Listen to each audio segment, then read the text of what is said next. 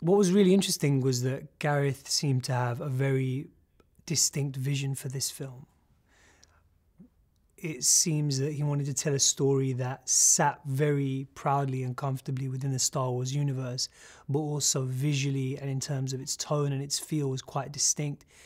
And he kept talking about kind of war movies and the kind of slightly rugged, raw, almost handheld feeling that you get with some of those films. So that seemed to me again to be a really fresh, exciting combination. You know, you get someone like Gareth who's come from both having directed films with a very, you know, that DIY aesthetic with his first film, and then also something like Godzilla, this kind of massive, you know, kind of beast, and kind of to combine those two aesthetics, to kind of take the resources and the world and the mythology of Star Wars, which is so rich, and marry that with that almost kind of scrappy DIY aesthetic, that kind of real rugged war movie feel. That seemed to me to be really, really brave and a really cool idea.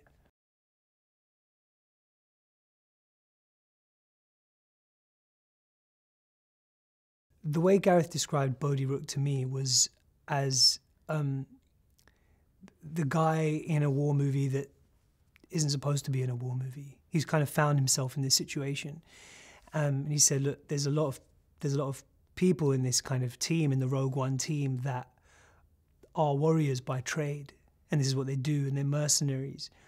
But he thought it would be really interesting to have someone as part of that ensemble who really doesn't do this for a living, who really finds themselves in this situation, and is alarmed by the stakes that they're facing, and yet still has to kind of find the strength to kind of step up to the plate and make themselves valuable to the team. So I thought that was kind of an interesting angle in as well, to kind of, rather than just having a kind of ensemble of superheroes, you've got quite a mixed bag of different personalities, and in a way to kind of play maybe an everyman.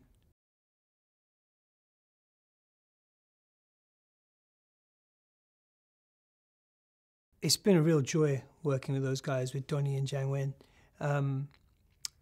They are such kind of established figures and stars in China and you know, and around the world as well. I think what they kind of bring to this film is just a lot of experience, and it's been great kind of having that, particularly as we're doing kind of lots of action sequences. You know, Donnie's kind of, you know, just an action hero god. So he's been able to bring a lot of his kind of wisdom to things as well.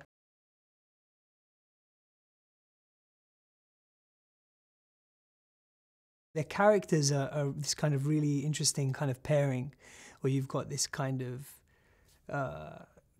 grumpy bandit played by Jiang, and you've got this kind of very kind of mindful monk played by Donnie. I think the way in which they see Bodhi is they're not quite sure why he's around, but if Jin thinks we need him around, then he's part of the team. And if you're part of the team, they'll look out for you. I think, you know, as far as Bodhi, I think he kind of looks at particularly Jiang and thinks, yeah, these are the kind of guys that used to bully me. I'm not really sure if we can never be close, but we get thrown together in this situation and we are, you know, we come to rely on each other.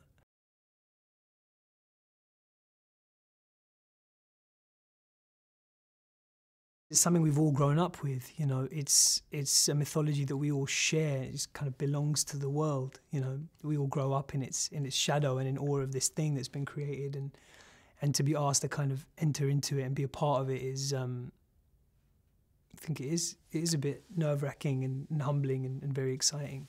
So yeah, it hasn't worn off. The novelty of being in a Star Wars film hasn't worn off, and hopefully it never does.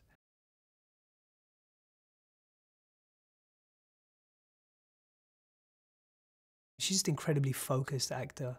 You know, I just find her to be quite uncompromising in trying to find the best possible version of the scene, and just very open to ideas as well. Just very open to kind of making suggestions and taking suggestions, and so it's a kind of very open,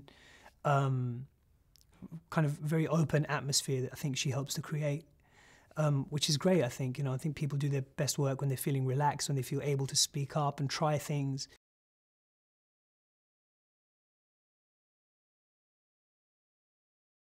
The empire is obviously massive. And within that, you're going to have certain high-ranking officials who really believe in the ideology of the empire, let's say. And we're also going to have, I don't know, the guy that cleans the toilets, or the guy that, you know, drives the cargo ship, and the mechanics, who are people who are just literally, it's their job, you know, and this is the world and this is the galaxy they live in, and they're trying to just get by.